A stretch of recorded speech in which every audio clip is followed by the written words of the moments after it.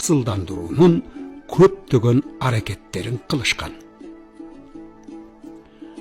Бабалардан калган дагы бир насааттуу лакап: ат аттан кийин жат, итти болсо комдуу бак деп айтылат. Бул кыргыздын күнүмдүк жашоосундагы эң керектүү айбандар.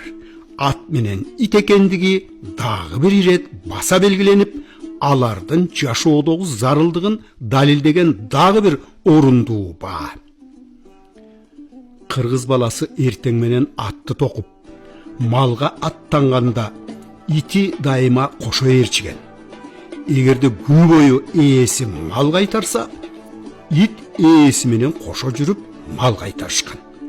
Түндөсү болсо ар кандай жырткычтардан короодогу малды коргогон. Бул кызмат айрыкча кыргыз дөбөттөрүнө тиешелүү болгон. Көчмөн элдин ичинде тайган тугумун аңчылыкка ышкы бозгана адамдар бүтүп кармашпаса, ал эми ар бир үйдө негизинен дөбөт иттер болгон. Үрүп чыгаар ити жок деген сөз бул жашоонун эң төмөнкү даражасы катары каралган. Ошондуктан ар бир кыргыздын үйүндө көп малы болбосо да сөзсүз түрдө үрүп чыгаарга иш кылып ит күткөн.